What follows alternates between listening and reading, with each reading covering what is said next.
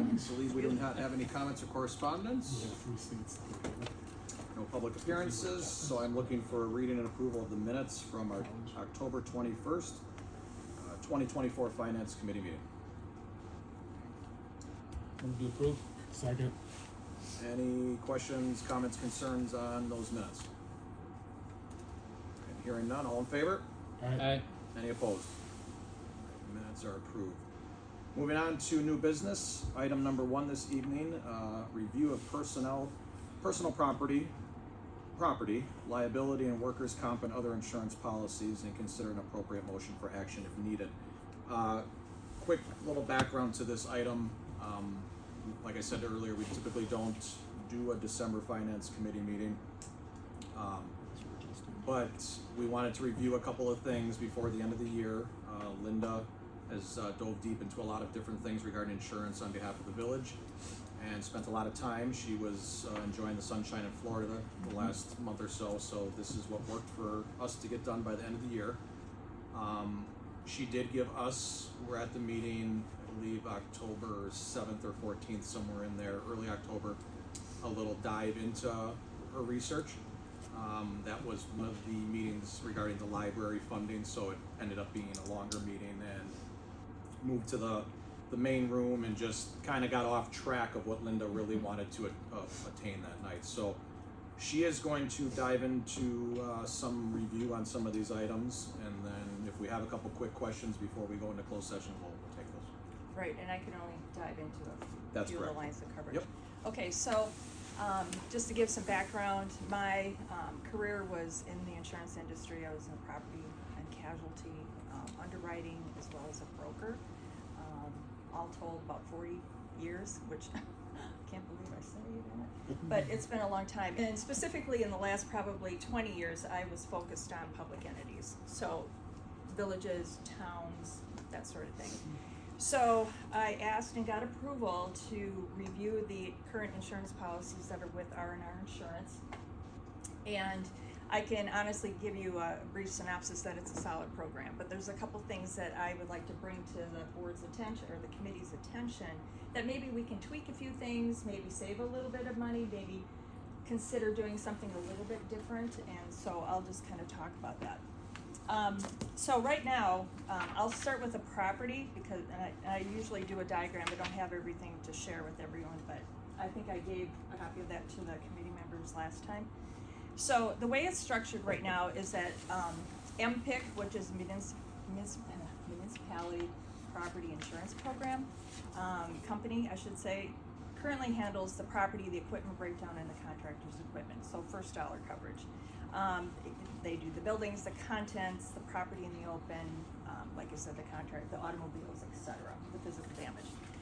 It's a pretty solid program. You guys have a $10,000 deductible, which is pretty high, but I think because, and I've had a lot of conversations with Nancy at R&R, and I said, well, why a $10,000 deductible? I mean, I recognize that's a good one, but you're a smaller village, maybe something a little bit lower would have been more appropriate. But she said the values, there was an appraisal in 2024, all the buildings were appraised, and there was a jack of the values went up about 51% overall.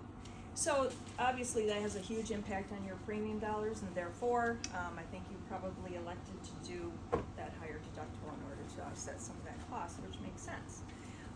One of the concerns I had was that with the contractor's equipment, there's a schedule that is maintained by DPW. Oh, whatever. Okay. And there's some units on there that are underneath the deductible. Doesn't make sense. Why pay premium for something that you're obviously not going to collect on if there's a claim? So that's kind of a little tidbit of information I thought was interesting. There was also a claim that had occurred at 10 Club Park that I think, is that resolved? I guess I've been out of the loop. Yes. Yep. That has, okay, so we got recovery from that? Yes. Okay, very good. There was some issues with the handling of that claim, and I think that was good that we got that resolved. Thanks for your help, by the way, on that. Oh, you're welcome. We met with the, what is he, the CEO? Mr. Big, as I like to call him. He came and we talked about it, and so I think there was a compromise achieved as a result pretty much what you kind of requested we attempt to do. So. Yeah, exactly. So that worked out really well.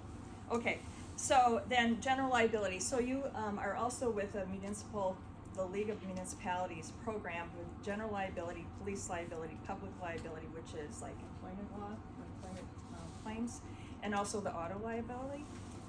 Very good program because it's designed specifically for municipalities, public entity sector.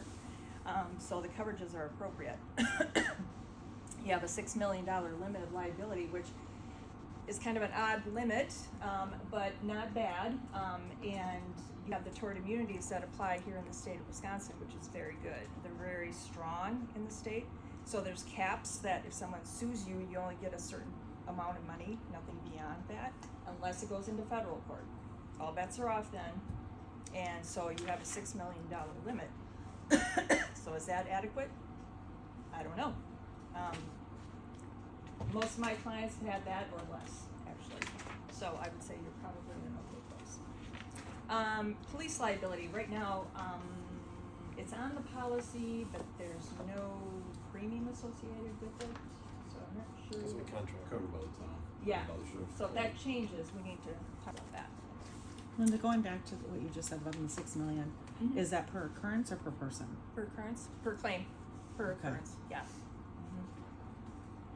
And then, you have the public liability, so employment, claims, for example, wrongful termination, discrimination, those types of issues, which can obviously rear its ugly head.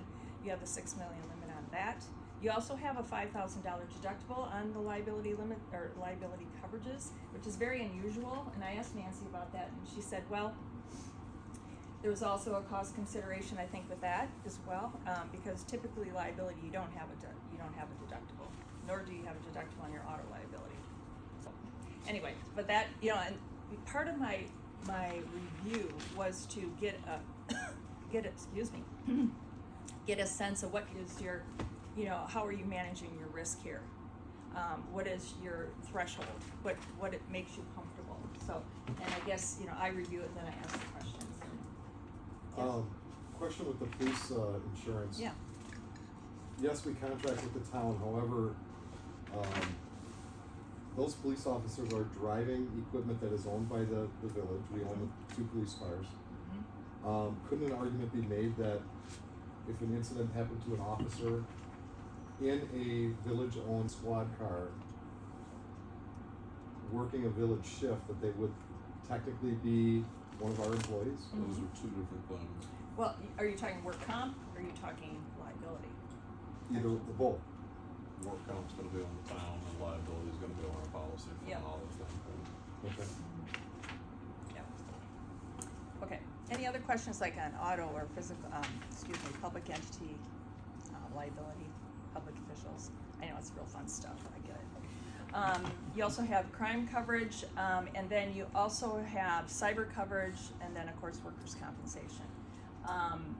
I don't wanna talk about the workers' comp, there's a whole lot of things needing to be discussed about that. So that's what I'm going to say for the closed session. Okay, thank you, Linda. Any, I know you just asked for quite any other questions. Any other follow-ups on this for right now? Linda, you talked about adjusting some of the policy limits and maybe picking up some premium savings. What do you got thought-wise on that? Well, a lot of it right now at this juncture is kind of small. Okay, so the auto, you have auto physical damage on vehicles that are 10 years or older. I don't think that makes a lick of sense. Okay. Don't do that. I mean, except maybe on your fire trucks and your higher valued, your EMS truck, your ambulance or whatever. That, I think, makes more sense to have in those larger units, but on the smaller stuff, no. Contractors equipment, same thing. Get rid of some of the physical damage on that. That makes no sense. And then we talked about cyber, maybe adjusting some of those limits. So we can talk about that later. Okay. All right. And let me see if there's any other notes that I got lots of notes. She's got a binder. Well, I have I've done a lot of stuff with Nancy trying to get through all this stuff. The other thing I questioned on your policies, you had a $10,000 medical payments coverage on your liability. And I said, I usually would suggest to my clients not to have that, because all that basically does is a no-fault coverage. So if somebody slips, trips, and falls, it's a no-fault coverage. They have up to a 10,000 limit. They can go to the hospital, ER, whatever, get taken care of, and then move on. And there's no liability, no finger pointing or anything like that. And I said, well, can we get rid of that? Because that all that does is just basically, I think, invites claims. And then that makes your loss ratio go sky high.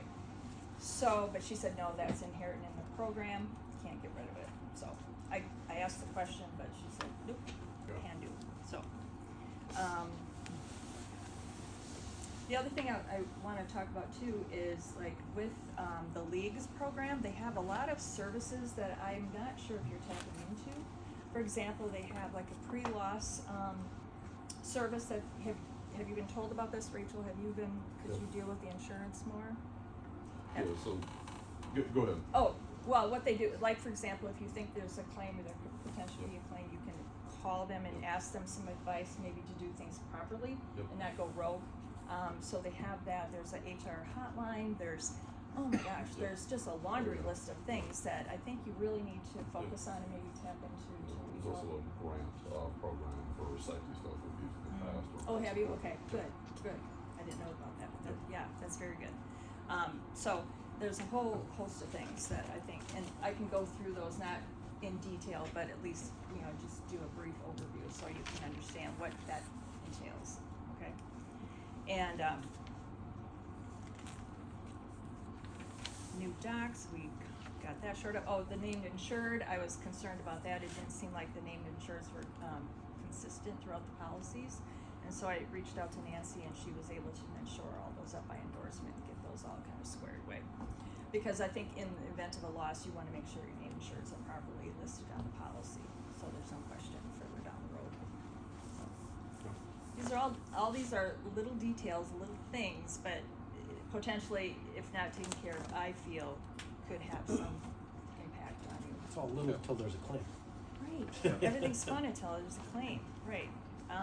I also asked if there needed to be a municipal, judge bond in place, because a lot of my clients had that, and apparently not here. Statute change. Yep, so Nancy was able to answer that question for me, so yeah, so she's been very cooperative, and she's been very helpful, helping me learn the program and being able to advise you guys after that, so I appreciate her help.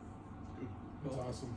We thank you, for all of your hard work, as you have not really been on the Welcome. committee that long, and you really dove in, so I appreciate that. Yes, I did. If there is not any other questions or comments to that part of Linda's review, we're gonna move into closed session to focus on your review of workers' comp.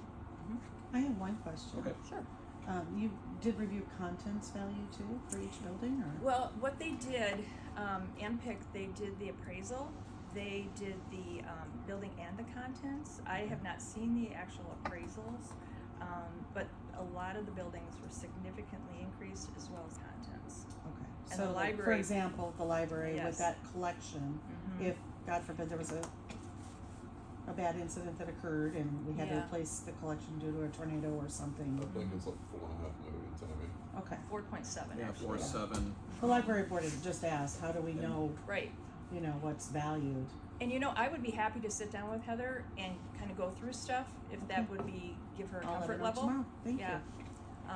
before January 3rd, because then I'm going back to Florida, but, so, yeah, I'd be happy, because I understand she mentioned to you. I did bring up after the last library meeting, the concern of the collection being truly valued, and then I know you mentioned that it is a hard thing to define the collection of a It is. library, Yeah. or the value of a library collection. Yes, Um, very difficult. But being willing to meet with Heather, if you wanna reach out to Yeah. her tomorrow, or we can, if I get there, and try to set something up Mhm. in between the holiday before Sure. you leave, that would probably be great. Happy to do that. If not, when you get back. Mhm. Sounds good. Thank you. Yep. And the Okay. renewal is May 1st, so that's kind of where, if there was any Okay. changes to be made, it would be us to all do it like in February or whatever, so if she wants to make any changes. And you leave January 3rd till then? May 1st. Oh, Okay, so, Yeah. yeah, got it. Whenever Adam schedules a meeting. Unless you're open to us I doing a can- meeting down Well, there. hey, come on down. Maybe we'll go visit you. Yeah, we'll come there, we'll Is come that your in way. budget? It's a pretty sweet place. Yeah, Where- it's- can I that's a good find point, it? it's probably not in the budget, so we'll zoom, Yeah. Yeah. Here by phone. Okay, Well, I could do that by Zoom. Travel training?